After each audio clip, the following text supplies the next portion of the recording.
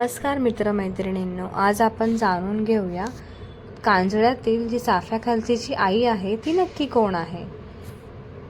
ती नक्की आहे म्हणजे डुक्करजाई देवी. चाफ्याखालची आई आपण तिला संबोधतो, पण ती आहे डुक्करजाई. डुक्करजाई ही देवी महाराष्ट्रातील एक स्थानिक ग्रामदेवतेप्रमाणे पूजली जाणारी शक्ती देवी आहे. हिची पूजा विशेषतः पश्चिम महाराष्ट्र, विदर्भ, मराठवाडा आणि कोकणात काही भागात होते. डुक्करजाईचं स्वरूप असं की ती त्या देवीला शक्ती स्वरूप असे मानले जाते. ती ग्रामदेवी किंवा स्थानिक रक्षण करणारी देवी मानली जाते. अनेक ठिकाणी ती काली मातेच्या रूपात पूजली सुद्धा जाते. त्या देवीचे रूप उग्र, रौद्र, परंतु भक्तांवरती कृपाळू असते. काही ठिकाणी तिची मंदिरे आहेत.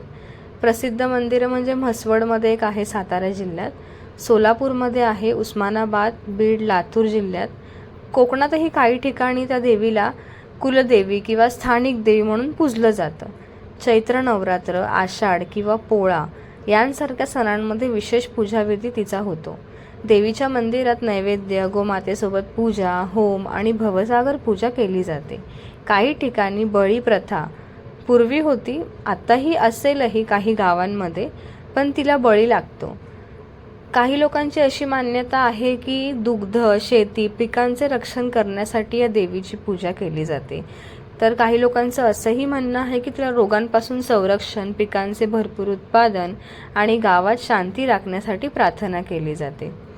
डुक्करजाई हे नाव असं पडलं की काही लोकांच्या मते म्हणजे स्थानिक लोकजीवनाशी निगडीत की जंगलातील प्राणी आणि पारंपरिक बळी परंपराशी निगडीत असे हे तिचे नाव आहे.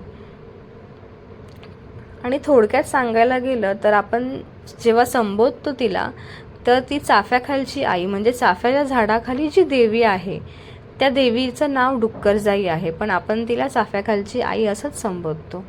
तुम्हाला ही माहिती कशी वाटली मला नक्की कळवा. धन्यवाद.